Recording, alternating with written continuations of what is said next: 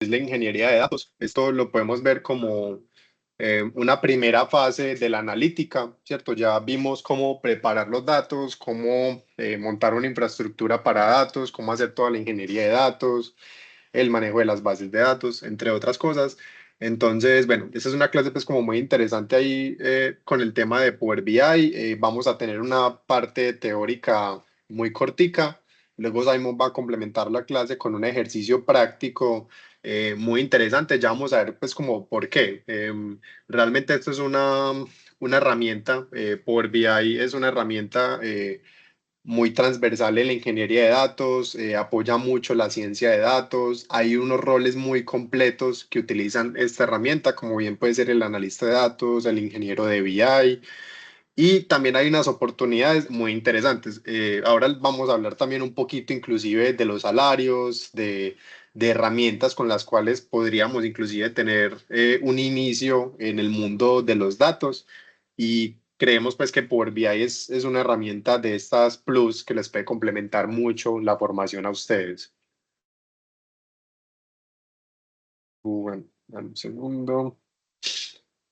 Bueno, entonces, ¿qué es la visualización de datos? Entonces, en pocas palabras, es convertir números y tablas escritas en imágenes fáciles de entender, es decir, lograr dashboard, mapas, gráficos, entre otros, y mostrar la información de forma visual, ya que el cerebro capta en primer lugar patrones, tendencias y comparaciones mucho más rápido cuando está leyendo un gráfico que compara el tamaño de dos elementos respecto a una tabla con filas y columnas. Em, Esto es cierto, ¿cierto? Pues personalmente a mí me encantan las tablas, las complemento pues como con otro tipos de gráficos, pero bueno, es completamente cierto que el cerebro capta primero estas comparaciones, los colores y todo lo que les podamos mostrar de forma más gráfica.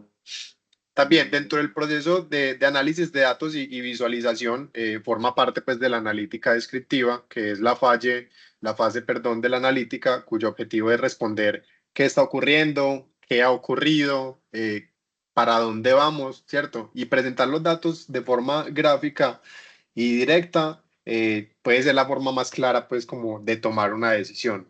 Em, Gran parte de las decisiones en las organizaciones se toman a partir de tablas, a partir de queries de SQL, y aunque eso ha venido cambiando, pues todavía podemos decir que es una tendencia general y que empresas muy grandes apenas se están montando en la analítica descriptiva y ni siquiera tienen pues otras fases de analítica, ¿cierto? Entonces, es una primera fase de la analítica que de hecho cuando teníamos la clase pues del ciclo de vida, veíamos que ya abordamos todas estas partes de acá, inclusive todas estas de acá, y ya por acá metiéndonos un poquito en la analítica y en la reportería, entonces ubicamos esta clase de acá. Esto que tenemos acá, pues es un tablero de ejemplo que está pues como construido en Power BI y que compara algunas métricas pues como de fútbol. Bueno, herramientas de visualización. Entonces, en primer lugar, vamos a ubicarnos en la clase de hoy, pues en la herramienta que vamos a estar trabajando. De igual forma, hay muchas otras herramientas. Este es el cuadrante de Gartner, los que de pronto lo han conocido. Gartner se dedica pues como a comparar diferentes herramientas en diferentes sectores, por así decirlo, de la tecnología. En este caso tenemos que por acá se encuentra Microsoft, que está hecho muy alejada del resto, y es cierto, pues les lleva una gran ventaja competitiva y en la habilidad de ejecución al resto de herramientas. Y por acá en un segundo lugar podríamos ubicar a Tableau, que Tableau es de Salesforce. Salesforce es quizás el CRM más grande del mundo. También es una herramienta muy buena, muy interesante. Como desventajas, pues es como un poquito más costosa. Otras herramientas también que se utilizan mucho son QuickSight, que es de Amazon, es la que tenemos pues como en la suite de Amazon. También es una herramienta que según lo que estemos haciendo va a ser muy útil pues para visualizar los datos, pero que de pronto para una organización grande puede llegar a ser muy costosa, ¿cierto? En ese caso, pues la verdad es que Power BI que ahora lo enmarca la nueva suite de Microsoft que se llama Fabric, pues lleva una ventaja pues como más competitiva a nivel de organizaciones.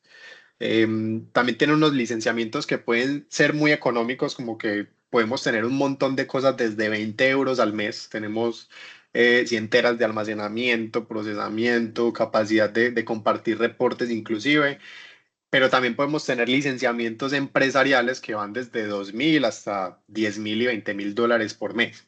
Entonces es una herramienta también que nos da muchas capacidades. Tableau es muy costosa también. Es una herramienta muy bacana también. Y también está Q-Like, que la verdad no he tenido la oportunidad de trabajarla, pero sí he visto varias organizaciones que trabajan con Q-Like. Em, Como recomendación, pues no sé, la más utilizada es Power BI, inclusive acá en el entorno en el que estamos, en Colombia, Latinoamérica, se utiliza muchísimo Power BI, por alguna razón pues es la líder del cuadrante de Gartner.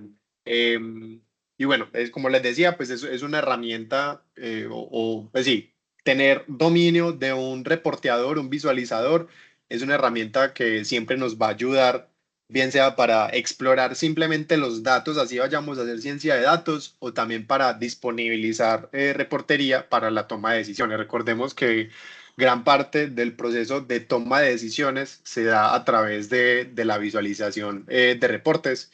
Si bien hay otras fases de la analítica, pues la analítica predictiva, de inteligencia artificial, machine learning, entre otras tendencias, la gran mayoría de toma de decisiones se logra a partir de herramientas como estas. Entonces, normalmente cuando vamos a disponibilizar datos, pues en gran medida estos datos se van a utilizar para reporterías. Entonces, también tener conocimiento de reportería nos puede ayudar a organizar bien las tablas. Ahorita vamos a ver también otro poquito de eso, pues porque hay que tener un poquito de conocimiento acerca de un reporteador para ser un buen ingeniero de datos también.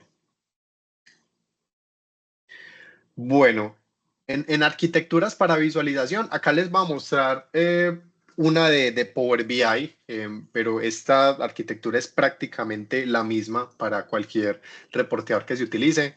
Entonces, el diagrama yo sé que está pesado, pero empecemos por acá, comiéndonoslo desde la parte de abajo y entendiendo que esta línea de acá separa el mundo de nube, que en este caso nubes estamos contando como Azure, AWS, y la parte de la derecha, separada por esta línea, sería el mundo on-premise, que normalmente en las organizaciones tenemos este mundo así, ¿cierto? Las organizaciones todavía tienen mucha información que está on-premise y que de hecho pues es objetivo tenerla on-premise, no tiene mucho sentido pues como llevar cierta información a la nube y tener más costos. Entonces las organizaciones normalmente conviven con estas arquitecturas híbridas entre el on-premise y la nube. Entonces, comencemos por acá abajo. Entonces, estamos ubicados en Azure. Azure tiene una nueva suite que se llama Fabric. De hecho, en Fabric están incluidos todas las herramientas. Bueno, Fabric es muy nuevo, ¿cierto? Fabric es básicamente del año pasado, es lo más moderno que ha sacado Microsoft. En este licenciamiento se incluyen otros servicios que uno podía comprar anteriormente en Azure, pues. Entonces, por ejemplo, está incluido el Synapse, los notebooks, los Chromebooks, el Azure Data Factory, los pipelines, mejor dicho, todo lo que teníamos en Azure antes, bases de datos, warehouse, lakehouse, etcétera. Entonces, todo lo que podíamos comprar antes en Azure por separado, pues que todavía lo podemos comprar, pero ya la tendencia es que las organizaciones unifican todo el proceso de ingeniería de datos y ciencia de datos en un solo licenciamiento como este a partir de una suscripción. Entonces, esa viene siendo pues como la tendencia y bueno, sí, es como lo más actual. Em, Fabric nació a partir de Power BI, por así decirlo, porque Power BI era una herramienta que tenía una gobernabilidad muy interesante, que es como por áreas de trabajo, con roles muy bien definidos. Entonces, vos sos el administrador y tenés derecho a esto, vos sos visualizador y podés solo hacer esto, colaborador y esta es la forma en la que contribuís. Entonces, tenía un gobierno muy bien definido. Entonces, Microsoft lo que hizo fue tomar ese gobierno y ese éxito pues, que tuvo con este reporteador y agregarle este otro poco de capacidades. Entonces ya no solo es una herramienta de reportería, sino que también es una herramienta pues, donde podemos trabajar los datos desde el comienzo hasta disponibilizarlos. Bueno, eso pues como parte de Fabric. Entonces, bueno, acá viendo Fabric, por acá adentro tenemos pues Power BI, y Power BI para poder alcanzar los orígenes de datos es que necesita estos muñequitos de acá, que ya vamos a ver en detalle de qué se trata. Entonces, Power BI solo sí es capaz de ir y agarrar algunos orígenes de datos. Por ejemplo, un Azure SQL lo puede conectar perfectamente sin necesidad de tener un servidor de por medio. Pero, por ejemplo, ¿cómo vamos a ir a un servidor que se encuentra por allá on-premise y que la única forma de accederlo es a través de una red controlada?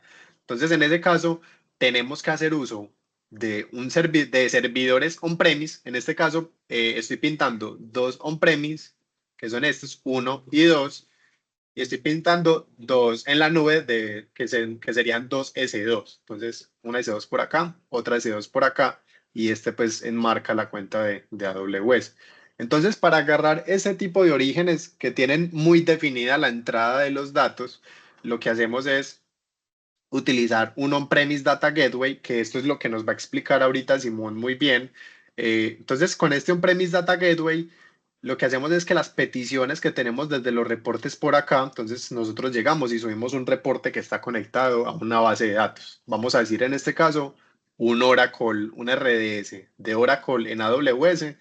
Entonces la forma que tiene Power BI para agarrar esos datos es que tengamos una S2 de por medio, tiene que ser de Windows, y que en esta S2 instalemos el Gateway On-Premise. Entonces, el Gateway On-Premise, de pronto si alguien tiene experiencia con temas de Azure, pues con servicios independientes, de pronto reconocerá la figura del Integration Runtime.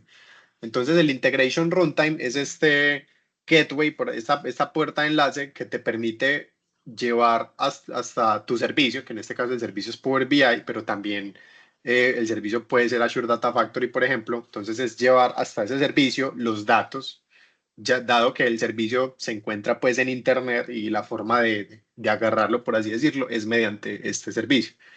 Entonces, en este caso, se conforman clusters. La recomendación es hacerlo por lo menos en parejitas de S2 o parejitas de servidores on-premise para instalarlo. Entonces, lo que uno hace es que instala en esta parejita, entonces, por ejemplo, el gateway A.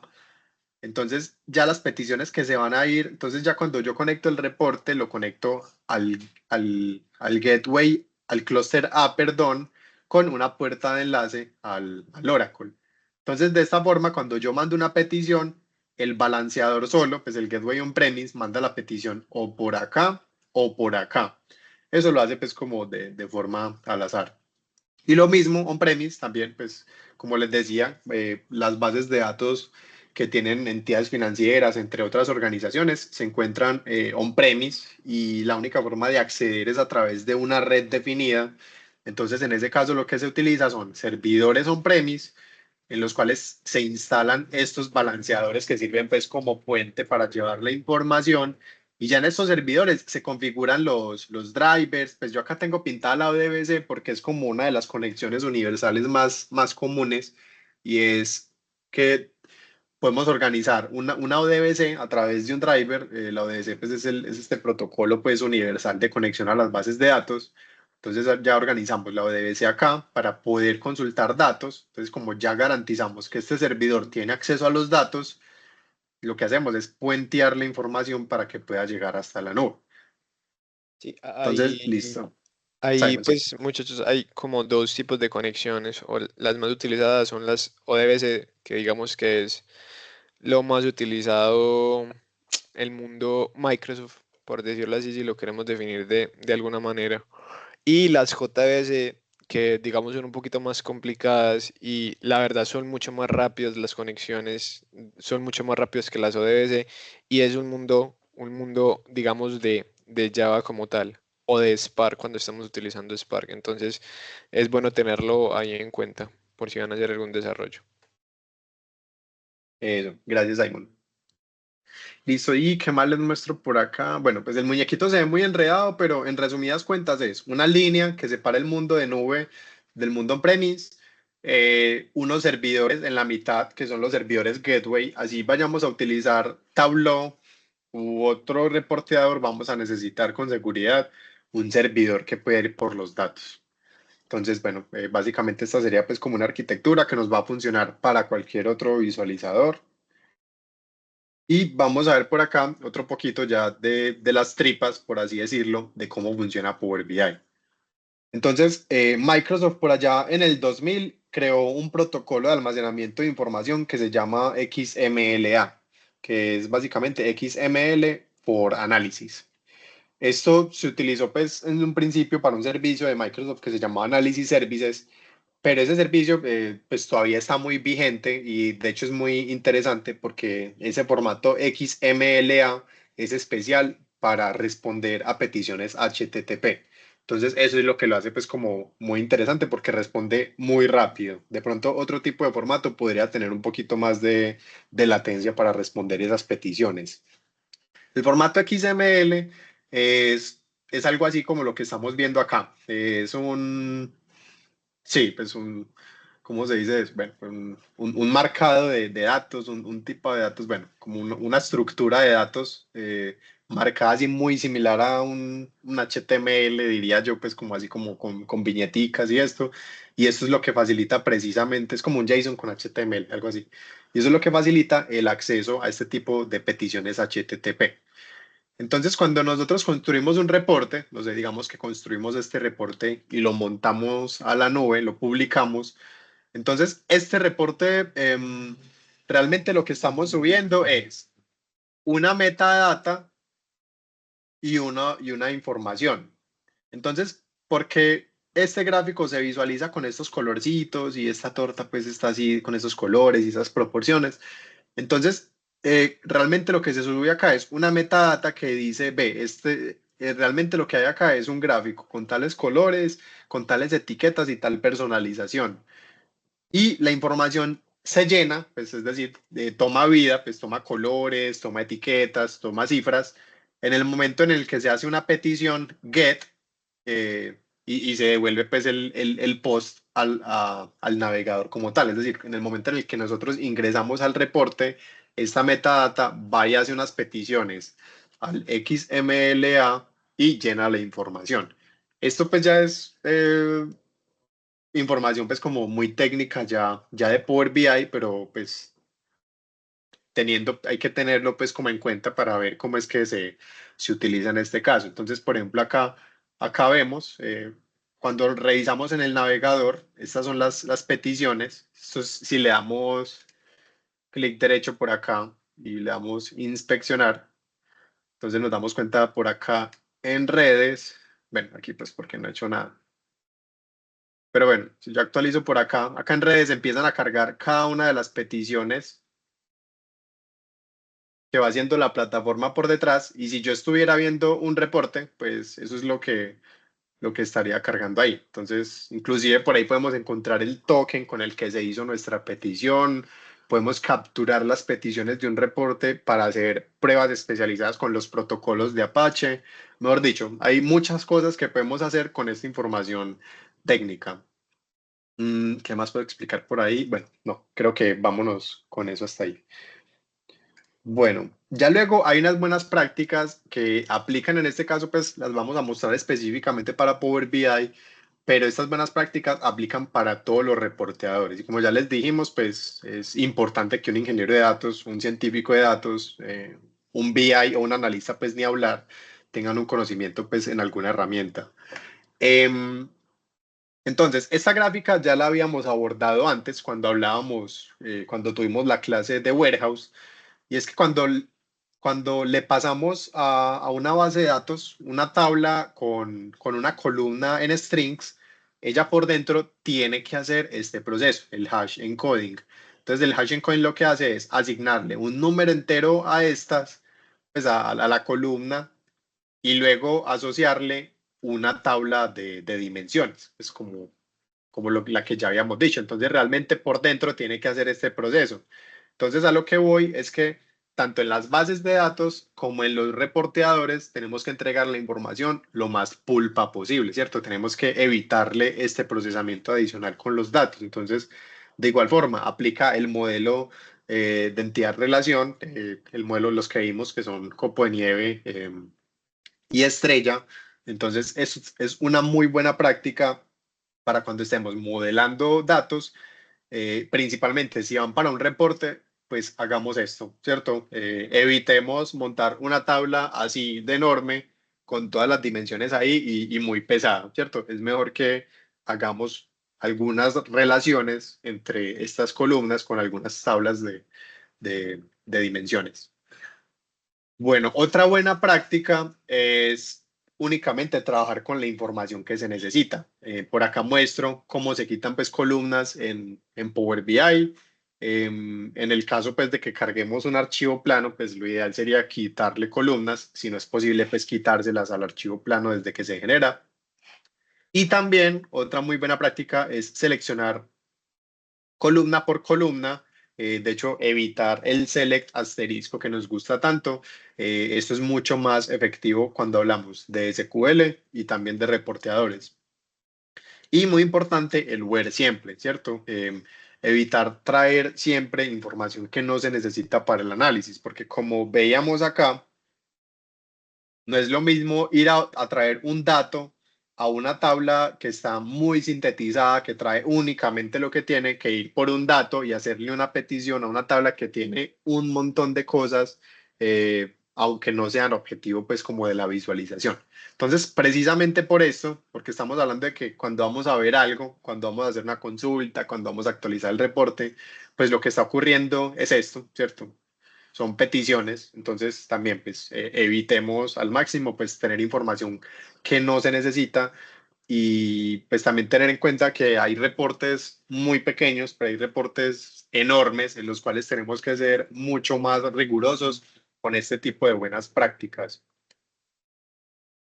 Bueno, esto que les muestro acá, otras buenas prácticas, esto que les muestro acá son los pasos aplicados cuando uno está haciendo un reporte de Power BI.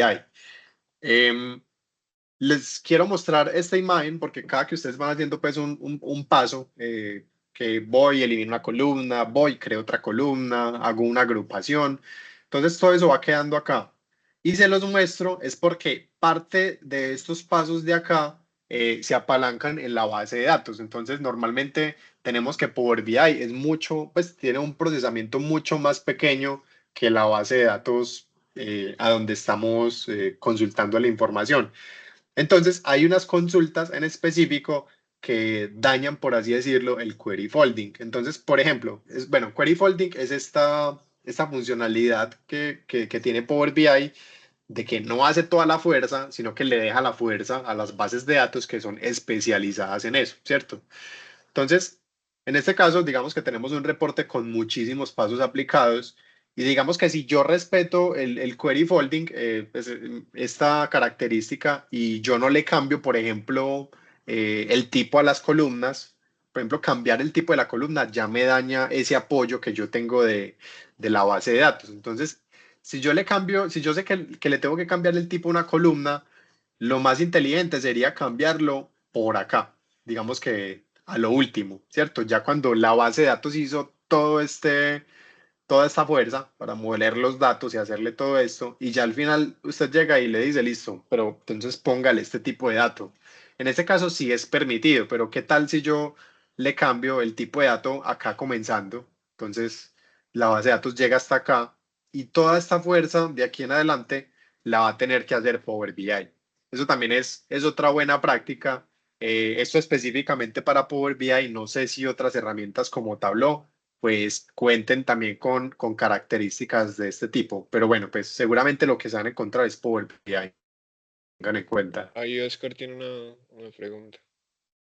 Sí, Diego, yo te pregunto con Sí, esa de una. parte, pues ahí cuando estás consultando una base de datos también puedes mandarle de una vez la consulta. Sería mejor de una vez Ujú. dentro de la consulta que le vas a hablar, pues de una vez en SQL crudo, mandarle la mayor cantidad de transformaciones posibles dentro de la consulta en SQL para no tener que hacer tantos pasos acá en Power Query. Bueno, eso. Eso sí, y gracias por lo de Power Query, porque sí, lo que estamos mostrando acá es Power Query, que es la ETL de Microsoft en sus últimos productos. De hecho, tenemos Power Query en Excel, en Power BI, en Data Factory, en todo ya tenemos Power Query. Bueno, pues sí, en primer lugar, sí sería bueno hacer todas las transformaciones que podamos desde la sentencia de SQL, es decir, desde acá, desde el source. La mayoría de transformaciones deberían estar por acá.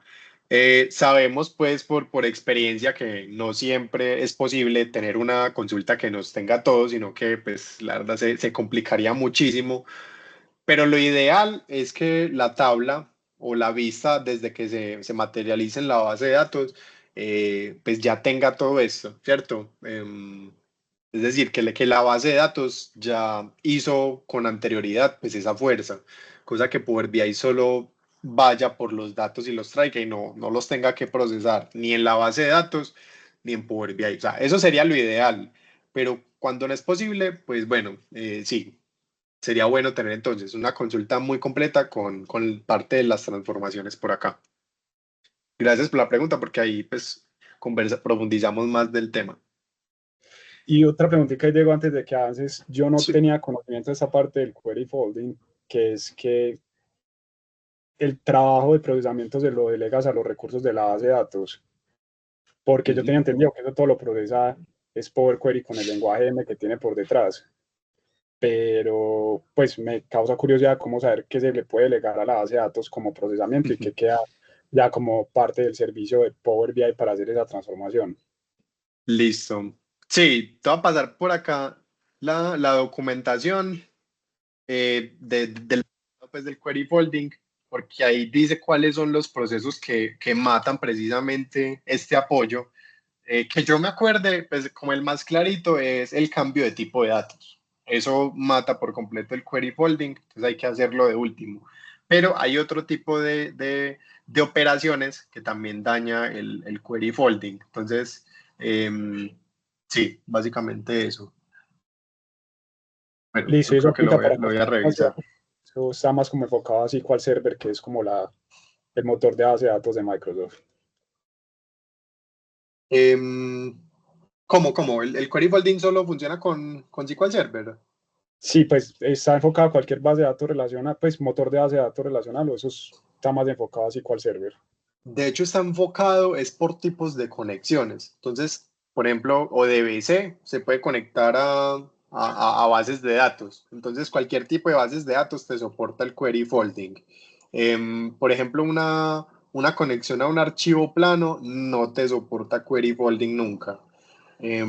Sí, básicamente todas las conexiones a bases de datos te soportan query folding y se apalancan precisamente en que la base de datos tiene un procesamiento especializado para eso. Y Power BI pues, tiene otro procesamiento muy interesante, pero pues lo hacen mejor en las bases de datos. Listo, una de súper, muchas gracias. De una voz, gracias por la pregunta.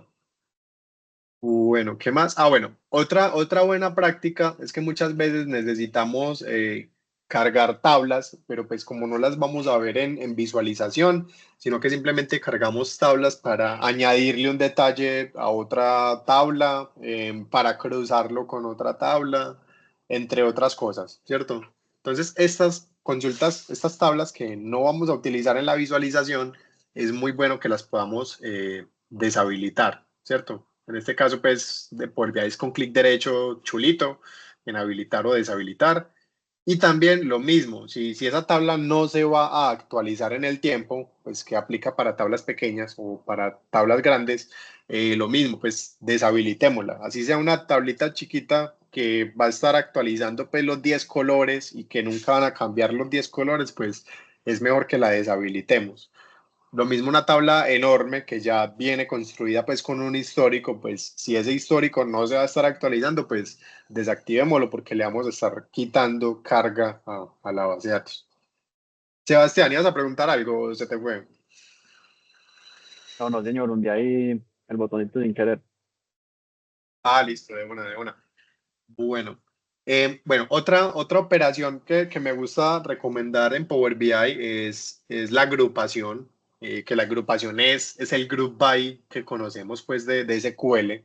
que SQL es súper eficiente respondiendo pues a este tipo de operaciones. En Power BI también es muy eficiente hacer un group by, es decir, cuando tenemos que eliminar una fila, dos filas, varias filas de un archivo plano, por ejemplo, pues que sí o sí nos vamos a conectar al archivo plano y va a traer todas las columnas. Es muy interesante también utilizar este tipo de transformaciones de agrupar por para botar todo ese detalle innecesario y quedarnos únicamente con las columnas que necesitamos. Y en el caso de SQL, pues siempre que lo podamos hacer, pues muy interesante el group by precisamente para eso, para quitarle detalle a la consulta que vamos a estar trabajando. Listo, muchachos. ¿Cómo vamos ahí? ¿Alguna pregunta o conocían ya Power BI, lo han trabajado? ¿Cómo están ustedes con ese tema?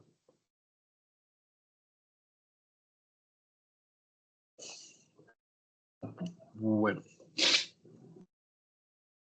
Y por último, pues ya para finalizar la teoría, entonces, bueno, volvamos. Hoy nos paramos pues a hablar un poquito de BI. Hablamos pues de la herramienta líder de Business Intelligence. Entonces les recuerdo por acá, esta es una tabla con los salarios que consideramos que es muy acertada para este tipo pues de roles de datos. De igual forma, un visualizador complementa mucho el trabajo de un ingeniero de datos y también de un científico de datos, lo mismo que de un arquitecto de datos, es decir, pues conocer también arquitecturas de BI, de soluciones de visualización, siempre es pues, muy interesante en este mundo de los datos. También les quería por acá hacer pues como, no sé, contar ya anécdotas por ejemplo, en mi caso, cómo empecé con el mundo de los datos, que empecé pues como básicamente sabiendo un poquito de Python, un poquito de SQL, y en mi caso yo sabía mucho de Tableau, que era un reporteador, y con eso ya tenía oportunidades de trabajar en buenas empresas, de tener mi primer trabajo pues lo que se ganaba uno pues en ese momento, 2.500, 3 millones por allá en el 2019, 2020. Entonces también les quería pues como hacer esa cuña, que para uno iniciar a trabajar con datos, un primer rol muy fácil de acceder es el análisis de datos y la inteligencia de negocios, ¿cierto? Bien sea ingeniero BI, análisis de datos, bueno, que eso viene muchas veces camuflado pues en roles de ingeniero de datos, que te contratan como ingeniero de datos, pero realmente pues sos un reporteador y estás haciendo reportes y automatizaciones con Python. Entonces, bueno, realmente son tres herramientas que se pueden adquirir su conocimiento básico con muy poco tiempo. Pues realmente uno para hacer un curso de SQL con el cual pueda hacer unos primeros pinitos, son cursos de 16 horas normalmente, que uno póngale que se demore el doble haciéndolo, es decir, 30 horas. Entonces ya decimos que en un mes podríamos tener pinitos de SQL muy buenos. En otro mes también podríamos tener algunos pinitos de Python y empezar a hacer algunos trabajos. Y también en otro mes podríamos tener unos pinitos ya muy interesantes de BI, que BI, de hecho, creo que el trabajo de un analista se aprende mucho más rápido en Power BI, pues ahí sí en 5, 8 horas aprende uno a hacer un reporte y ya el resto lo que le queda es profundizar en cómo hacer mejores cosas, reportes más especializados y ya obviamente Power BI puede ser tan extenso como uno quiera. Hay certificaciones completas de Fabric, de Power BI, y la verdad es que son muy difíciles porque incluyen todo el tema de administración, entre muchas otras cosas. Entonces, si bien los tres son temas muy profundos, obviamente pues Python ni hablar, SQL también y todo el tema de bases de datos y Power BI también es un monstruo pues en cuanto a conocimiento. Con muy poquito ya podríamos estar empezando en una oportunidad con el mundo de los datos. Ese es como el mensaje que les quiero dar. Y estos números pues están muy acordes. La verdad conozco analistas de datos que pueden estar tranquilamente entre los 2 y los 15. Lo mismo, con 5 años de experiencia, con 3 años de experiencia. Entonces creo que hay muy buenos salarios y muy buenas oportunidades por ahí. Y ya, eso sería pues como lo que les tenía para la parte teórica de la clase de hoy. No sé si tienen alguna duda o algún comentario respecto al tema.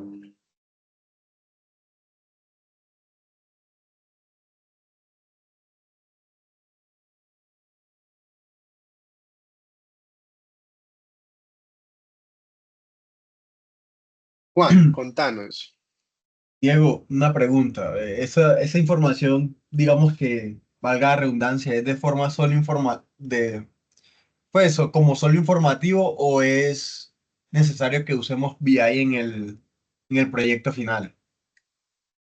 Ah, no, esto es complementario completamente. No, esta parte no se evalúa pues en el proyecto final. Ustedes van hasta la constitución pues de las bases de datos, la conformación.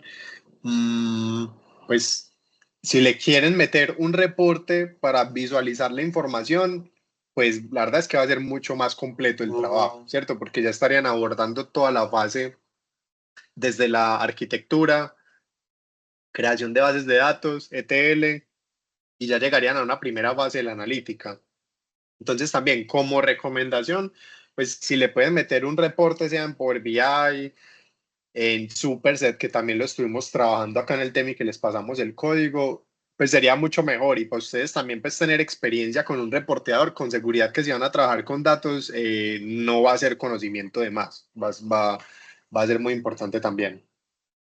Entonces el proyecto está limitado a a la presentación que nos hicieron el primer día, ¿cierto? Que es donde uno crea cuatro fuentes de datos, de eso, digamos que yo tengo cuatro fuentes de datos, de eso lo paso a S3, de S3 lo paso a Redshift, pero todo eso obviamente como que junto de alguna manera y que funcione todo bien. Ese es como el proyecto prácticamente. Sí, sí, señor. Sí, sí. Va. Bien. Si le pueden incluir un BI, si tienen tiempo y le pueden cacharrear, excelente. Lo mismo, también Ok, cualquier duda que tengan con Power BI o con conectarse a Power BI, pues no es sino que nos levanten la mano y lo conversamos listo, vale. Gracias. de una voz. Listo, muchachos. No sé si tienen otra pregunta o nos tomamos un descansito, Simon, y empezamos con la parte práctica. De una, a las 50, ok. Hágale, a las y 51, bueno, a las y 52. Para que Dale pues. tengamos un espaciocito. Hágale pues. Ahorita nos vemos.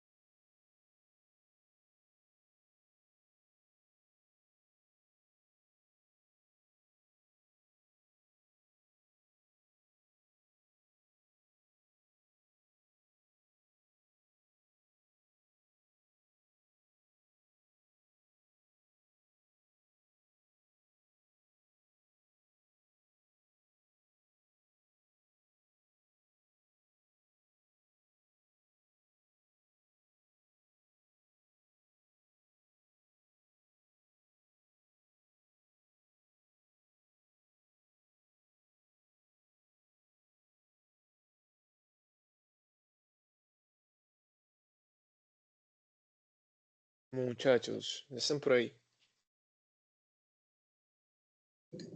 Sí, señor. De una.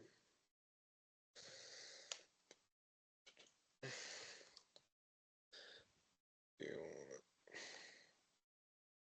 Me dicen entonces cuando estén viendo. Ya. De una. Listo, muchachos. Entonces, para comenzar con esto, vamos a ver, vamos a recordar que nosotros a lo largo, pues como del curso, hemos creado algunas tablas en Atina, ¿cierto? Esas tablas, digamos que se pueden consumir o las hemos consumido por medio de un endpoint de Atina, por superset, por ejemplo, como lo hicimos en una de las clases. Pero si nosotros, pues Superset, como vimos en esas clases, es como un servicio web que nosotros mismos administramos y montamos, ¿cierto? En ese caso lo hicimos con Docker y toda la cosa. Pero, ¿qué sucede si nosotros tenemos que sacar nuestros datos desde la nube de AWS a la nube de Azure, a, pues, digamos, a un servicio que no depende de nosotros y que no podemos administrar como es Power BI, ¿cierto? Sino que es un software as a service. Pues ahí tenemos que utilizar un gateway, ¿cierto? Y un gateway que se ve algo como así. Vamos a llegar a este resultado que es básicamente a publicar un reporte con una tablita que nosotros tenemos en Atina. Para eso, pues vamos a seguir el paso a paso y digamos que lo vamos a comenzar con el despliegue de nuestra S2, que es la S2 que Diego les estaba mostrando o que les mostró cuando estaba hablando pues del gateway que necesitamos como un virtual machine. En este caso vamos a montar una S2. A diferencia de las otras que hemos montado, es una S2 100% de Windows, entonces pues cambia un poco pues la IAC como en cuestión de definiciones. Acá, simplemente en el Security Group le vamos a abrir el puerto 3389 debido a que nosotros ya nos vamos a conectar es por RDP y necesitamos abrir este puerto para podernos conectar fácilmente porque es una instancia Windows. Ahora, a nivel de mappings, recordemos que en su momento cuando estábamos desplegando una C2 dijimos que eso tiene unos mappings o unos bloques de almacenamiento, ¿cierto? Y que dependiendo si es Linux o Windows, uno le define según su ruta.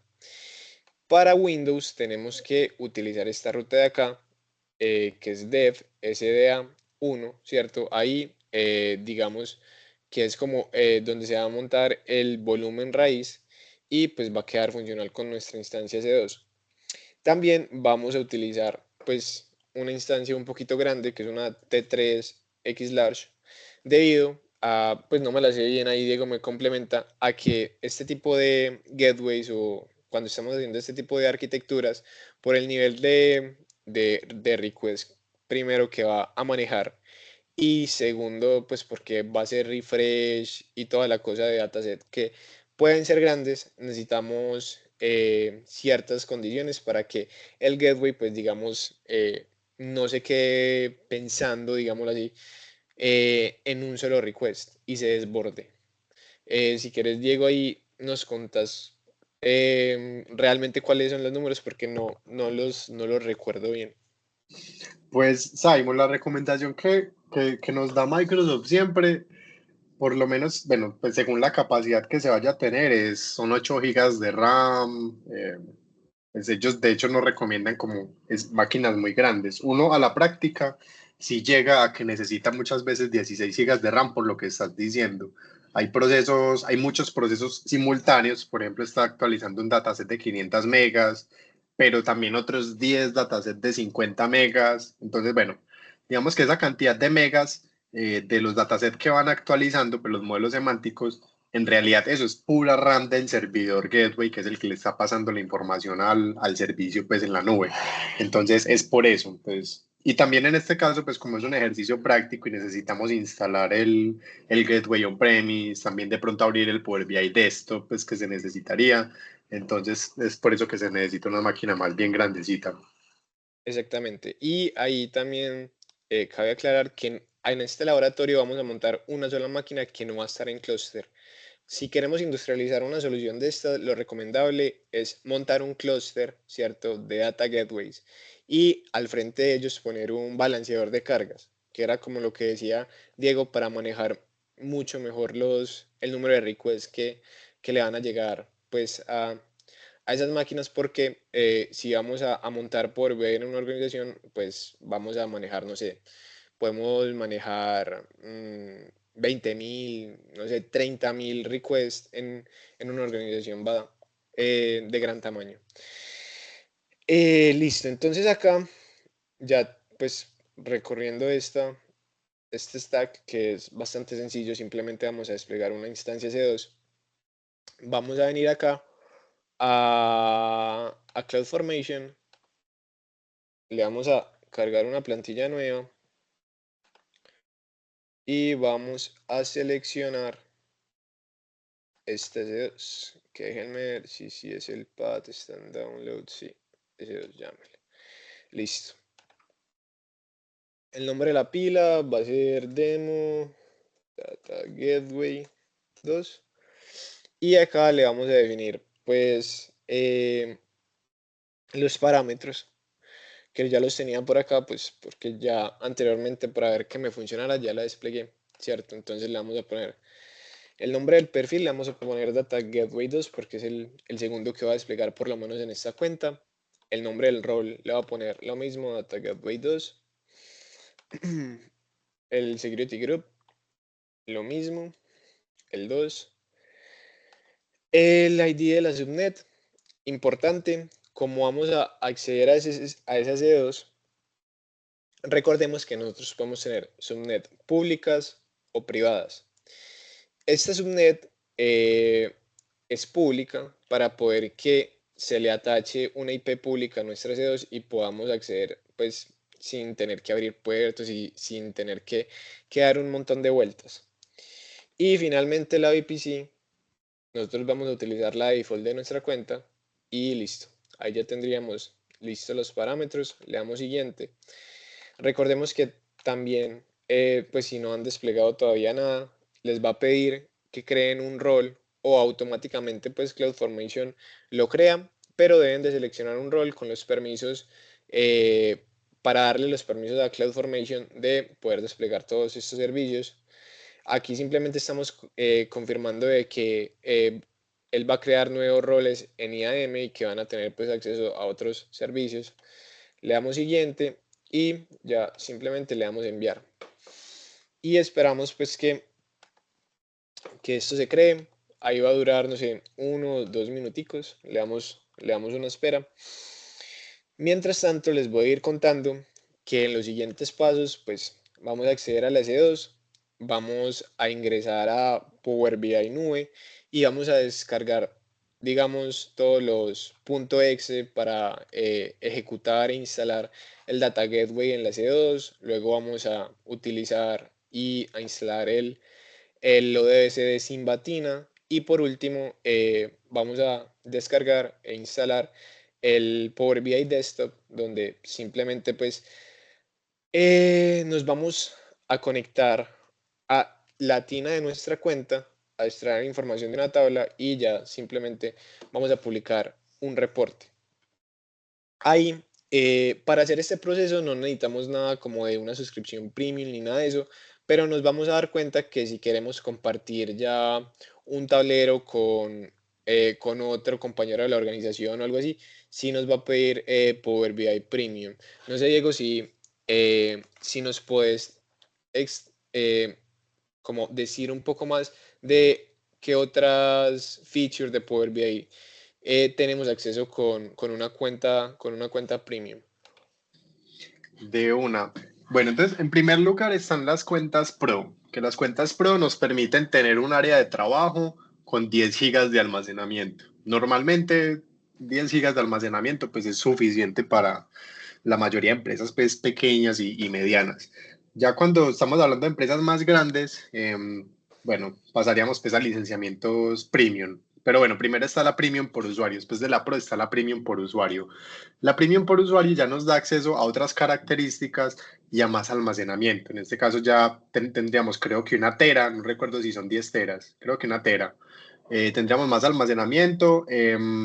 Ya le podríamos compartir el reporte a otros usuarios, pero para compartírselo a otros usuarios con una licencia por usuario, ellos también tendrían que tener licencia Pro por lo menos. Entonces, estamos diciendo que en resumen, una empresa pequeña que tenga 5 o 6 empleados que deban ver la información, entonces con licencias Pro puede ser suficiente, ¿cierto? Estamos hablando igual de costos pues de alrededor de 80, $70 por mes, solo para esta fase pues de la visualización. Ya cuando son empresas mucho más grandes, pues que ya estamos hablando que vamos a tener 100, 200, 300 visualizadores, pues pagarle una licencia Pro a cada uno de estas personas solo para que vean el reporte, pues ya en ese caso pues como que se vuelve ya insostenible y muy costoso. Entonces en ese caso lo que se hace es pagar un licenciamiento, una capacidad premium, y esta capacidad premium incluye ya ahí sí muchas otras características. Entonces esta capacidad premium incluye básicamente toda la suite de Fabric, que es que ya tenemos pues, permiso de utilizar el Azure Data Factory, lo que antes se llamaba, pues lo que es Synapse, que ahora en Fabric se llama Lakehouse, también tendríamos Warehouse, mejor dicho, ya tendríamos acceso a toda la suite completa y, y sí, ya, y de esa forma ya le podríamos compartir a cualquier persona que tenga el mismo correo de la organización, pues un reporte sin necesidad pues de que tenga un licenciamiento especial. ¿Qué más les puedo comentar por ahí? Bueno, creo que es eso. Hay otros licenciamientos más especializados que se utilizan mucho en esta nueva tendencia pues, de la analítica embebida, que es básicamente meter reportes en aplicaciones web o en aplicaciones móviles. Y ese es otro licenciamiento que es un poquito más económico que el licenciamiento premium, pero también está limitado a que para compartir el reporte, pues lo tenemos que autenticar pues, frente a una aplicación web o una aplicación móvil. Básicamente eso, Simon, yo creo. De acuerdo. Súper bien, súper bien, súper bien.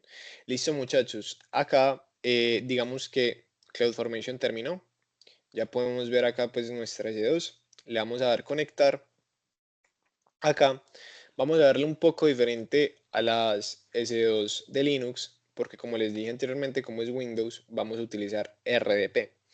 Y acá, déjenme ver dónde está. Acá tiene un keyname que pues anteriormente ya lo creé y lo descargué, pero recordemos que esas keys son las que nos permiten pues como obtener contraseñas y autenticarnos sobre nuestra instancia cuando nos vayamos a conectar. En este caso pues tenemos una que se llama Data Gateway. Entonces acá, antes de pues conectarnos, vamos a decir obtener contraseña, le vamos a cargar el archivo de clave privada, la tengo acá, le voy a dar a abrir y le descifrar contraseña. Ahí él ya me da una contraseña, ¿cierto? Acá ya le doy descargar el archivo de escritorio remoto, lo voy a abrir, le doy conectar y él me va a pedir la contraseña como tal. Me copio esta contraseña de acá, la pego, le doy a aceptar, le doy que sí y listo. Ahí ya estamos dentro de nuestra S2, ¿cierto? Ahora, ¿qué es lo que sigue? El paso que sigue, todo esto lo vamos a hacer con el correo institucional de la escuela, ¿cierto? Pues nos vamos a loguear a Power BI y vamos a descargar todos los instaladores con el correo de la escuela, pues que es como con el que tengo logueado todo el ecosistema, ¿cierto? Ahí interesante, los que son egresados de la escuela o estudian en la escuela tienen acceso como a algunos créditos gratuitos en Azure para hacer laboratorios y todo lo demás. Entonces es simplemente loguearse con el correo de la escuela y ya tienen como parte de la suite gratuita. creo que para Fabric también aplica. Entonces, si lo quieren explorar, hacer laboratorios y todo lo demás, bacano. Entonces, muchachos, acá ya estamos adentro. Aquí vamos a loguearnos. Start with your data, confirm and continue. Listo. Aquí nos vamos a loguear a Power BI.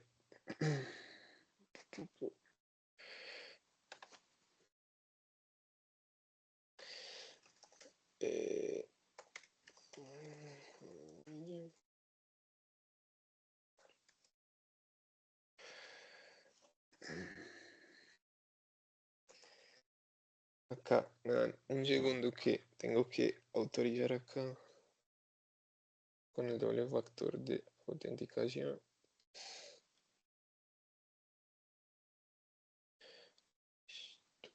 Entonces,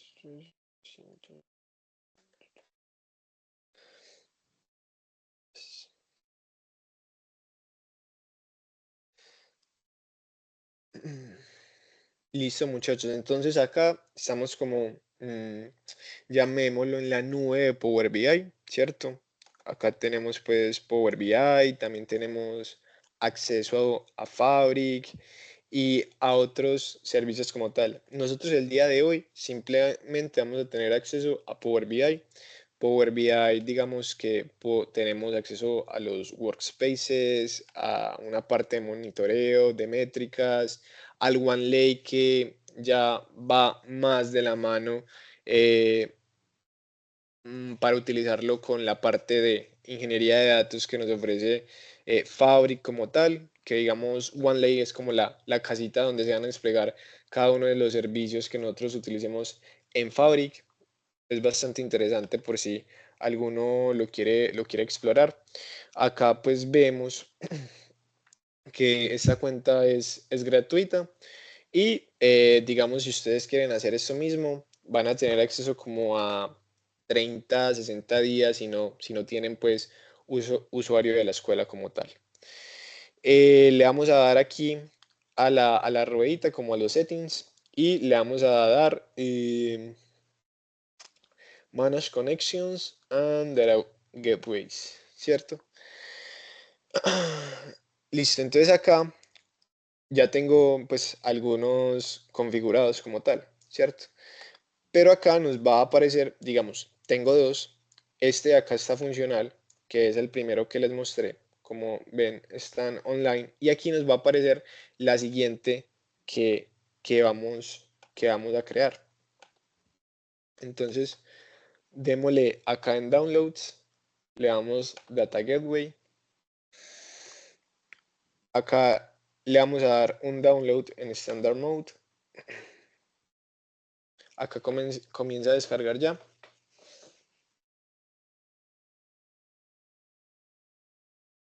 Tenemos ahí que descargue completamente.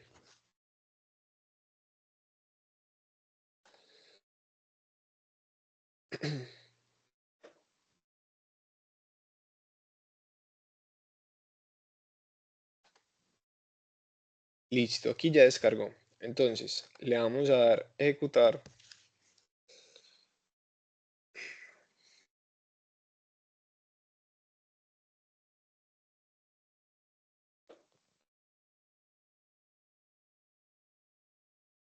Tenemos ahí, listo. Por defecto, podemos dejar la instalación en el C. Le damos install. Eso se va a demorar ahí un par de minutos, pues, haciendo lo que tenga que hacer.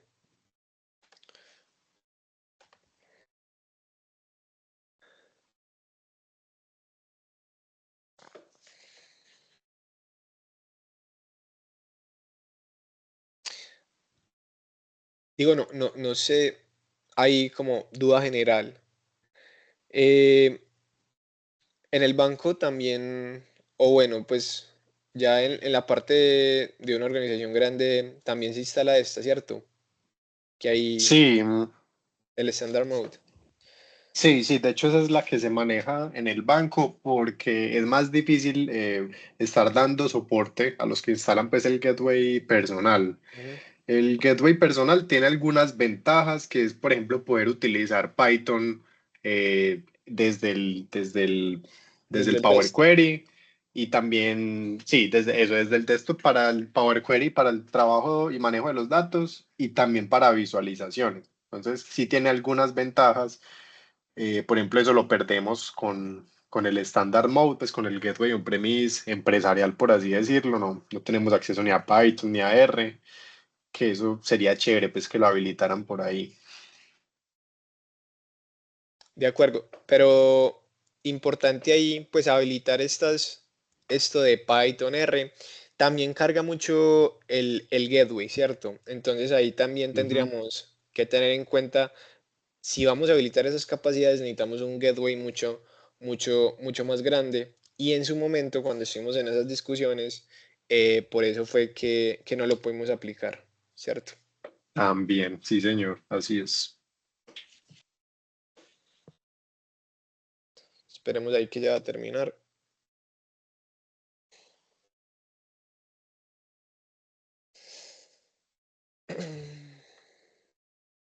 Hasta aquí, muchachos, ¿alguna duda, inquietud? Han trabajado pues como con la parte, esto ya no es tanto de reportería ni nada de eso, sino que es como la parte de atrás de Power BI, es como todo el back, toda la infraestructura.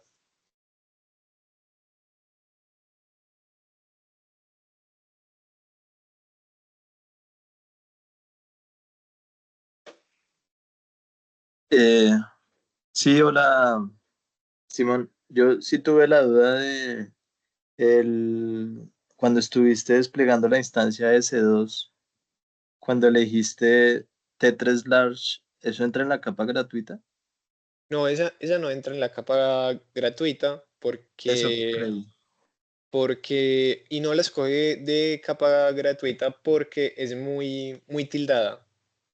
O sea, tú puedes hacer la prueba con una de capa gratuita, pues ahí el template se lo vamos a dejar ahí como en el repo si lo quieren descargar y probar.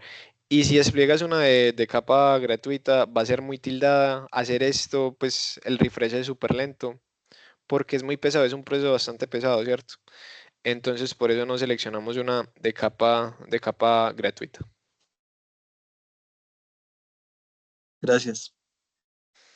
De una. Listo, muchachos. Ahí termino. Y los siguientes pasos es básicamente, como les comentaba, acá están registradas todas los data gateways que tengo registrados bajo mi tenant, ¿cierto? Entonces acá en el proceso de instalación, básicamente él nos va a pedir que a qué email se debe como hacer el login para registrar este nuevo gateway on-premise y tenerlo pues asociado a tu cuenta. Entonces acá vamos a poner el correo de la universidad con el que iniciamos sesión anteriormente. Le damos sign in.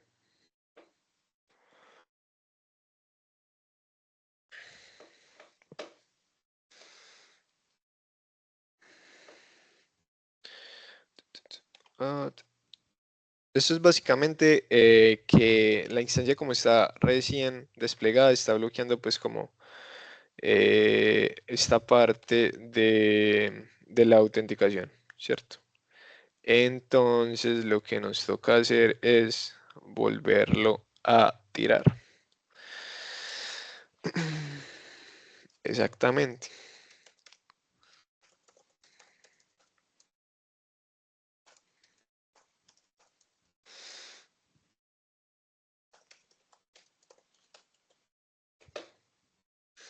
Acá déjenme hacer el doble factor de autenticación.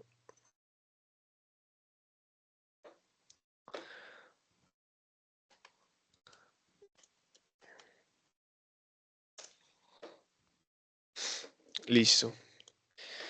Entonces acá, digamos que nosotros podemos tener un gateway en otra máquina S2 o no sé, en un virtual machine de Azure o lo podemos tener on-premise y nosotros lo queremos migrar.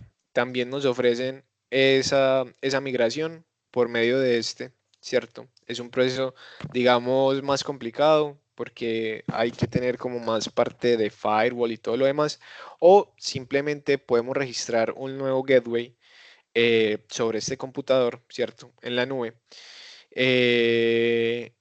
Y sería esta opción de acá, que es la que nosotros vamos a utilizar. Entonces, seleccionamos esta, le damos Next. Entonces, ¿cómo se va a llamar este gateway? Se va a llamar Data Clouders 2. Le vamos a poner una contraseña, ¿cierto? Por si en algún momento tenemos que recuperar el gateway o ingresar a hacer algunos cambios. Es más que todo seguridad. Muchachos, ahí muy importante con esa contraseña, escribirla en varias partes, pasársela a los compañeros, mejor dicho, guardarla, porque esa contraseña no hay forma de obtenerla. Nos ha pasado que nos tocó reconstruir básicamente otro ambiente completo con un gateway nuevo, pues porque no teníamos la contraseña anterior. Inclusive uno le monta incidente a Microsoft y le dicen de entrada, no, es que no se puede acceder a eso. Es parte de la privacidad de ustedes. Exactamente. Listo, muchachos. Entonces ahí quedó ya configurada. Ya tenemos el gateway, digamos, configurado en nuestra máquina C2, que sería como nuestro local. Ahora vamos a ver el nube. Si refrescamos esta página, ¿cómo nos aparece? A ver si ya aparece registrado también, que se supone que es el proceso que hicimos, ¿cierto? Efectivamente, fue el proceso que hicimos, quedó registrado exitosamente. Si le damos acá, nos aparece online, es decir que estamos bien. Ahora, lo que tenemos que hacer es descargar dos cosas más, que es el Power BI Desktop y el Simba Athena, porque estos gateway no funcionan, digámoslo, así con una conexión limpia, sino que Simbatina es la conexión que nos permite, pues, como extraer esos datos de Athena para traerlos a Power BI. Y así hay un montón de ODBCs para las diferentes bases de datos. Hay ODBCs para Oracle, ODBCs para Microsoft SQL Server, para MySQL. Simplemente hay que investigar y, pues, descargar y configurar. Cómo vamos a configurar esta según lo que necesitemos. Entonces, vamos a descargar la última, que es esta de acá. Y lo vamos a descargar para Windows. Listo. Ahí ya está descargada. Le damos Open File. Le damos Next. Le damos a aceptar términos y condiciones. Le damos Next. Le damos Instalar. Listo. Ahí ya instaló. Y antes de configurarla, nos vamos a venir aquí a Power BI y le vamos a dar Downloads y le vamos a decir que queremos descargar el Power BI Desktop. Esto va a ser un problema porque esto no tiene Windows Store, entonces mejor lo buscamos acá. Power BI Desktop Download. Listo. Instalo un Windows. Le damos Download. Listo, acá ya lo tenemos.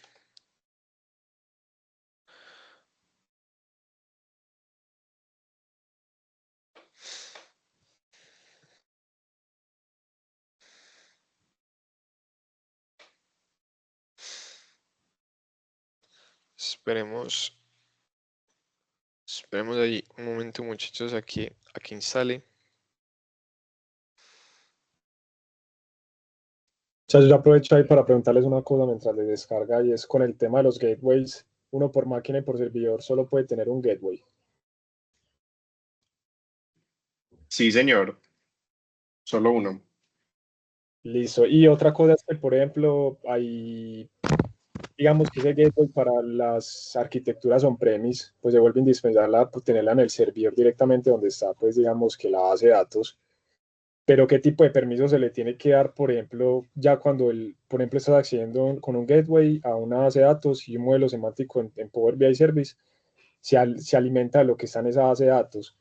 Ya en temas de administraciones, ¿qué consideraciones hay que tener para esos usuarios que van a acceder a esa información con el gateway a una base de datos, por ejemplo, on-premise de SQL Server?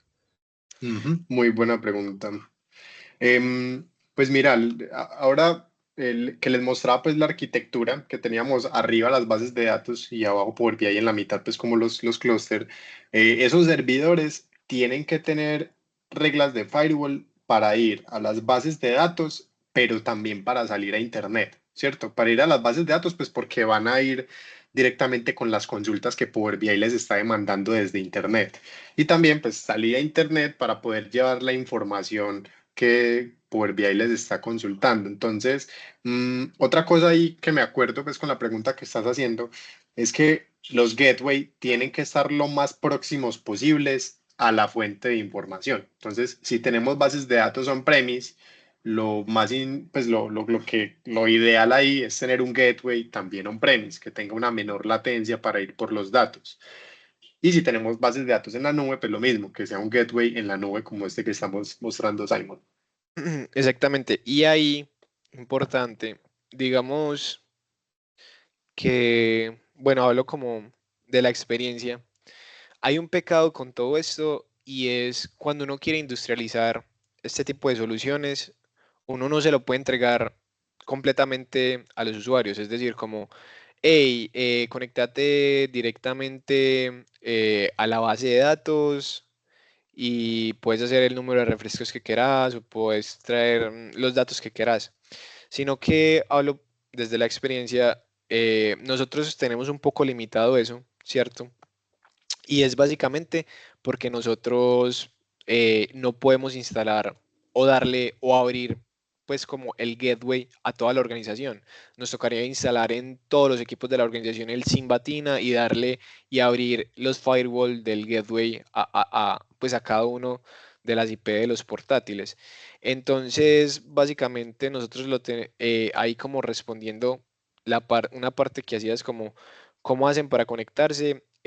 Solamente personas que son como los que administran Power BI pueden como acceder al gateway como tal, y los usuarios cuando quieren hacer un nuevo reporte o actualizar un reporte nos deben hacer la petición a nosotros y hacer como un reporte con datos dummy y ya pasárnoslo pues o pasárselo al área de Power BI. Ellos lo publican, le refrescan y hacen la conexión a los datos reales.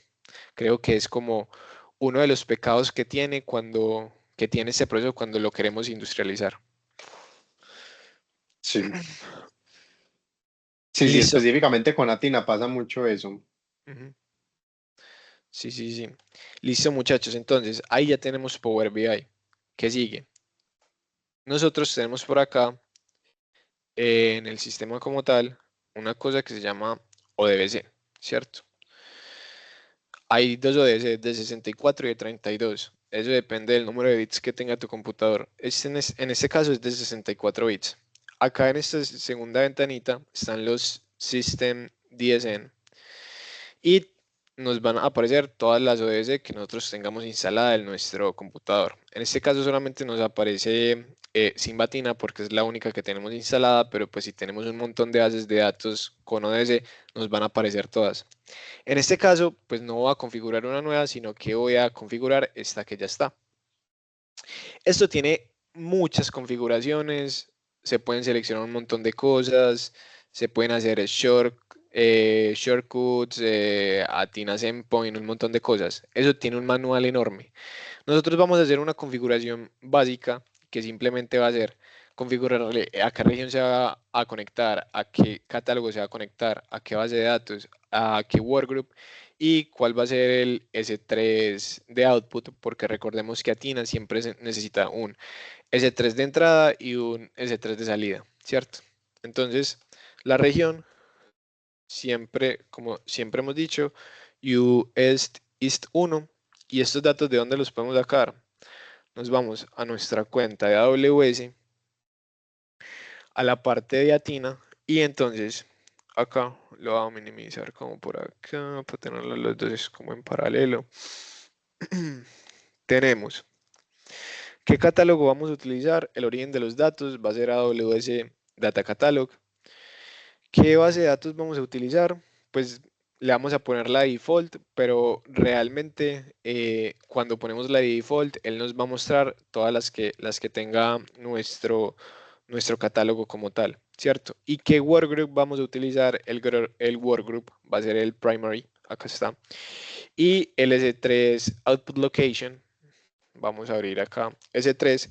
En el caso de nosotros, ya tenemos uno creado, pero simplemente ustedes es crear un S3, ¿cierto? Que ya les voy a mostrar. Acá tengo uno que se llama Athena Data Gateway, ¿cierto? Pues ya tiene algo de información porque digamos que ya teníamos un gateway configurado. Vamos a ir a propiedades y, perdón, a propiedades no. Nos vamos a copiar el nombre del bucket y lo vamos a venir a configurar acá.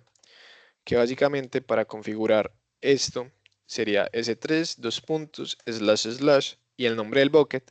No tenemos que ponerle nada más porque simplemente queremos que la metadata quede sobre la raíz del bucket. Y en Authentication Options, esto tiene un montón de opciones de autenticación. Puede ser por credenciales, puede ser por un perfil de IAM, puede ser por Azure Active Directory, por un montón de cosas. Nosotros lo vamos a hacer por Instance Profile, que básicamente nosotros le estamos dando permisos a esta instancia de administrador. ¿Dónde podemos ver eso? En este template, en este CloudFormation, recordemos que la instancia tiene por allá como algo que llama Instance Profile, que está adjunto a un rol IAM. Ese rol IAM que vemos acá, podemos ver que tiene el Administrator Access, es decir, tiene acceso de administrador, lo que le da permiso sobre todos los servicios de AWS. Estas no son buenas prácticas. Las buenas prácticas sería darles el mínimo privilegio, es decir, darles acceso sobre el Athena, el S3, si tenemos KMS y demás servicios que tengamos que interactuar, ¿cierto? En este caso, por facilidad, pues le dimos como el Administrator Access. Listo, entonces ahí ya la tenemos configurada. Le podemos dar test y dice que el testeo salió correcto. Le damos OK, le damos OK. Y a este le podemos, pues la vamos a dejar así porque vamos a necesitar el nombre de esto más adelante. Listo. Ahora nos venimos para el Power BI Desktop y le vamos a decir obtener datos de otros orígenes. Dejémoslo ahí que piense. Vamos a escribir Athena. Y listo, acá nos aparece que como instalamos el Simba Athena, tenemos el conector de Amazon Athena. Le vamos a dar clic y listo. Entonces, ¿qué DNS tenemos nosotros configurado? Básicamente, el DNS, déjenme, me pongo esto chiquito.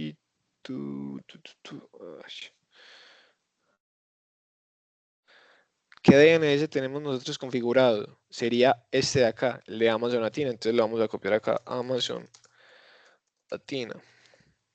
Y tenemos dos tipos, pues como de conexión a los datos. Tenemos un import query y un direct query. El import query quiere decir todos los datos que nosotros tengamos en Athena y consuma de ese bucket, del bucket que sea, nos lo vamos a traer aquí y va a vivir sobre nuestro modelo de datos como tal, ¿cierto? Esa es importación, es decir, cada vez que yo vaya a hacer una consulta sobre este reporte, él no va a ir hasta Tina y al bucket a traer los datos, sino que los datos ya van a vivir en el dataset de Power BI. Y el Direct Query quiere decir que es una conexión directa, es como una conexión en tiempo real, donde él simplemente va a traer una muestra de datos y nos lo va a mostrar acá. Y cada vez que vos hagas una nueva consulta, eso por detrás es como una sentencia SQL, que lo que va a hacer es ir a Tina, ejecutar la sentencia SQL y luego ir al bucket, hacer el escaneo de los datos que necesita y devolvérselo al usuario. Nosotros vamos a utilizar Direct Query. Importante. Los refrescos con Import Query son mucho más costosos, obviamente porque vos te vas a traer toda esa información y ya no va a vivir en AWS, sino que ya va a vivir acá, ¿cierto? Entonces pueden ser refrescos más demorados y se debe tener en cuenta que eso tiene un límite. Según la capacidad de tu gateway está limitado, digamos, el refresco de tus datasets y más si es en import query. Direct query sí es mucho más liviano para hacer refrescos y todo lo demás, pero es un poco más demorado cuando se van a hacer queries más grandes por la recuperación de la información. Simon, vení, te complementa ahí con lo de import. La recomendación de Microsoft siempre es importar, o sea, es decir, que los datos estén en Power BI para que el reporte pueda responder lo más rápido posible. Porque, por ejemplo, ¿qué pasa si a Simon se le daña esta máquina por alguna razón o le cierran las reglas de firewall hacia una base de datos, ¿cierto? Entonces, en ese caso, el reporte que está por Direct Query no va a responder. Pero el Direct Query es muy útil en casos en los que se tiene una base de datos enorme. Pues conocemos casos de bases de datos de 70.000 millones de registros, donde obviamente eso no lo va a cargar Power BI, ¿cierto? Es demasiada información. Pero el Direct Query es una consulta puntual que puede tener 5 megas, 6 megas de información y esa sí funciona perfecto. Entonces, recomendación, pues siempre que se pida un import, por favor, y ya cuando son datos demasiado grandes, pues el Direct Query es muy útil. De acuerdo. Listo, entonces acá ya tenemos todo, le vamos a dar a aceptar. Oscar ahí tiene una pregunta. Ahí se podría aplicar lo del refresco incremental para no tener que importar, por ejemplo, para que las consultas no se hagan tan pesadas. Eso, esa es una de las estrategias. Aún así, pues hay casos en los que se sale pues de control pues con el incremental también. Pero sí, esa es otra estrategia pues como para sortear el import en datos muy grandes. Liceo, Listo, muchachos. Entonces acá nos da dos opciones si queremos hacer la autenticación por Azure Active Directory o utilizar la configuración del origen de los datos. En este caso vamos a utilizar la configuración de origen de los datos. Le vamos a dar conectar.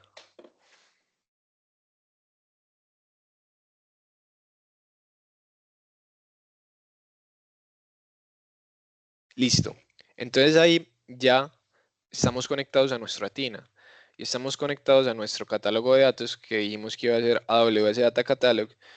Si expandimos eso, vamos a tener acceso a todas nuestras bases de datos que digamos que vamos a utilizar Database Colombia. Y acá vamos a utilizar esta tabla, ¿cierto?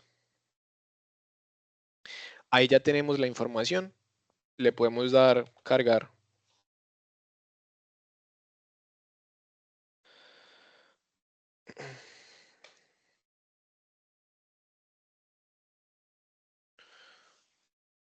Está cargando.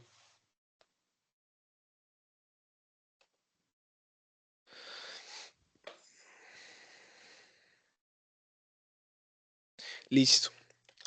Ya tenemos nuestra tablita acá. Le vamos a decir que vamos a utilizar una tabla, simplemente como para mostrar algunos registros. Ahí vamos a utilizar la ciudad, este y este. Una tablita ahí simple. Esperemos ahí que cargue. Listo, ahí ya lo tenemos. ¿Qué vamos a hacer? Vamos a publicarlo, lo tenemos en nuestro local, lo queremos publicar en nube. Vamos a publicarlo. Le vamos a decir que si queremos guardar los cambios, le vamos a poner demo, data, clouders. Le vamos a dar guardar. Otra vez tenemos que hacer como el login.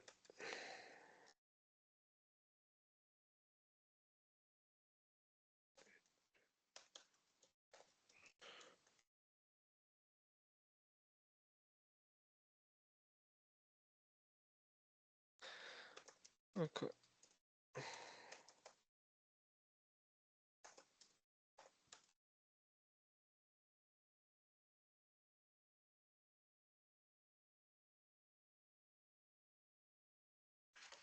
Déjenme hacer el doble factor de autenticación.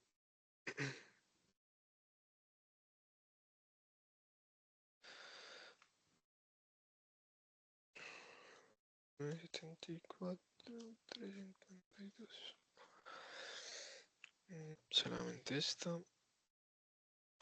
Démosle un segundo. Lo vamos a publicar sobre mi área de trabajo porque solamente tenemos esa. Ahí ya la estaba publicando.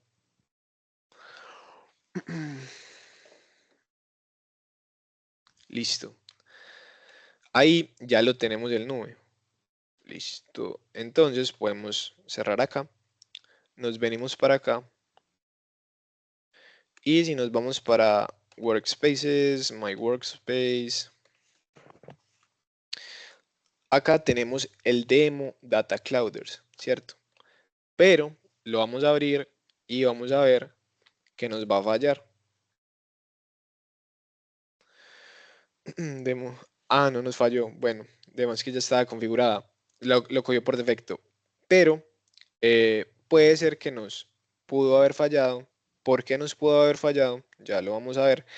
Porque a estos reportes está adjunto como un modelo semántico que, digámoslo en términos coloquiales, es nuestro dataset.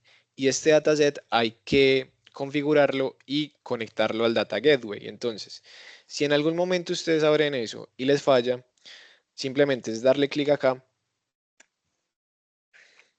y acá les va a aparecer unas opciones de Gateway y Cloud Connection, ¿cierto? Y digamos que les va a aparecer todas los gateway que tengan acá, ¿cierto? En este caso se hizo la conexión al demo DC, que es el gateway anterior, pero lo podemos conectar a este gateway, ¿cierto? Entonces vamos a hacer la conexión a este gateway. Vamos a hacer la conexión manual. Le vamos a decir que esto es demo 2. Le vamos a decir Amazonatina. El rol no es necesario. Le vamos a decir que es anónimo, que evite esto y que ningún nivel de privacidad. Le vamos a dar crear. Listo. Entonces acá, ahora sí, esperemos ahí que cargue. Vamos a seleccionar que queremos conectarnos al demo 2. Le vamos a dar a aplicar. Ahí ya quedó conectado. Ahora sí, al Data Gateway que nosotros desplegamos, devolvemos el reporte y ahí tenemos nuestros datos. Ya los tenemos el nube y todo lo demás. Ya lo podemos publicar y pues hacer como la industrialización completa de esta solución. Y listo, muchachos, eso era lo que les traíamos el día de hoy. No sé si ahí Diego quiere complementar algo, si tienen dudas, inquietudes.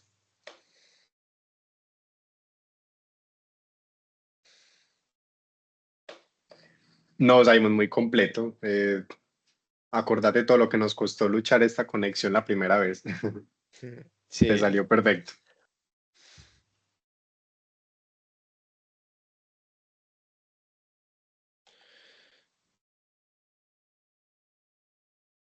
listo, muchachos.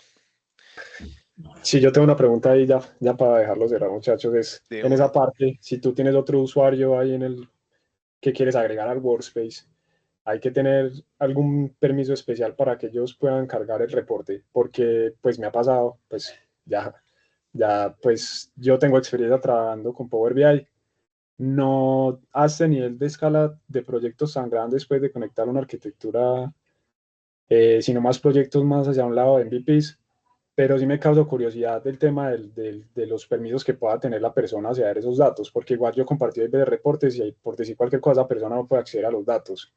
Entonces, en este caso, si tuvieran otro usuario colaborador, ¿cierto? Que tenga una cuenta de Power BI Pro para consultar los datos, digamos que más que colaborador, más para hacer una lectura de los datos, hacer uso del reporte, él necesitaría algún permiso especial por detrás para poder cargar los datos del reporte. Y listo, si querés ahí te respondo. Entonces, bueno, Lo que conversábamos ahorita, volvámonos al licenciamiento pro, por ejemplo. Entonces, si vos estás compartiendo un reporte desde un licenciamiento pro o premium, entonces la persona que te va a recibir el reporte, pues también tiene que tener un licenciamiento pro o premium por usuario, ¿sí o qué? Eso es lo primero, si lo estás haciendo pues con una pro. Lo otro, ya cuando son organizaciones pues más grandes que utilizan capacidades dedicadas, que son los licenciamientos premium pues por organización, en ese caso solo es compartirle el reporte y la persona que va a visualizar no necesita ser una persona premium. Pero es que es todo un tema de roles. De hecho, te va a pasar pues como la documentación de los roles en Power BI, porque por ejemplo, una persona para poder acceder a un área de trabajo con capacidad dedicada, pues ya premium, tiene que tener una licencia pro, ¿cierto? Entonces puede ser uno de esos errores, como que lo estás dirigiendo al área de trabajo y no tiene licencia pro, o puede que ni siquiera tenga el permiso, o le estás pasando el link del reporte y la persona no tiene licencia pro, mejor dicho, me tendrías que decir cuál es el licenciamiento bajo el que vos estás cuando tenés ese error. Listo, no, pero digamos que la persona tiene el licenciamiento, ya es más que también de compartirle el Mm. reporte, hay que compartirle el modelo semántico que hay adjunto a ese reporte, ¿cierto? Y habilitar pues lo que haya más atrás también dentro, pues digamos que es más un tema de manejo, ¿cierto? De tema de roles, ¿cierto? De administración. Y ahí también, pues, ahí para que me confirmes digamos, la partita que tengo como la duda. Y la otra parte, sí, yo ya puedo volver un modelo semántico algo como más centralizado, ¿cierto? Pues imagino que eso está dentro de todas las capacidades de fábrica por detrás, pero digamos que un modelo semántico que yo construí para un reporte me sirve para otro reporte. Yo puedo conectar ese modelo semántico a otro reporte de Power BI como una fuente de datos sin yo tener que conectarme directamente a la fuente de datos original, sino que, por ejemplo, el modelo semántico tiene grandes ventajas porque también te centraliza información de muchas partes y originalmente el modelo semántico lo construiste de varias fuentes. Ujú. Entonces, ahí se puede como escalar, como hacer una promoción desde el modelo semántico, ¿cierto? Si no estoy mal, a que sea una fuente centralizada dentro de todo el espacio de Power BI Service. Sí, señor. De hecho, es una muy buena práctica reutilizar modelos semánticos. Y de hecho, vos dijiste promoción. De hecho, así lo llama Power BI, que uno pues promociona, por así decirlo, el modelo semántico para que otros usuarios sepan que ese modelo semántico ya tuvo un proceso, por ejemplo, de revisión por parte pues de la administración de la plataforma. Y funciona muy bien pegarse de un modelo semántico, porque como les comentaba ahorita, el modelo semántico es un XMLA que responde peticiones pues HTTP de forma muy eficiente pues y especializado para eso. Entonces, sí, uno se conecta perfecto pues al modelo semántico y lo que les iba a decir, lo que te iba a decir es que hay una limitante con eso y es que los datos ya vienen como están, ¿cierto? No es como que, bueno, me voy a conectar al modelo semántico, pero adicional a lo que ya le hizo Oscar, pues yo quiero una columna calculada nueva. En ese caso ya no se podría tener, solo se tiene esa limitante. Pero si los datos ya están listos, es una muy buena práctica que todo el equipo, de hecho, reutilice ese modelo semántico, porque se Sí, evitan muchísimo procesamiento. sí, de acuerdo, pero es una, es muy extraño que pase pues que los datos estén completamente listos. Sí, sí, así es. Tengo entendido que cuando uno se conecta al modelo semántico queda como direct query, como cuando queda como direct query no se le pueden agregar, pues ahí de pronto para complementar y me corrigen si estoy mal muchachos, cuando queda la conexión direct query no se puede hacer transformaciones en ese proceso. No, no se puede. Exacto. De hecho, sí, es un direct query, por eso lo llaman live connection, que es la conexión, pues como, es como un direct query, pues, pero sí, así es. Listo, no hay una muchachos, muchas gracias. A vos, parce.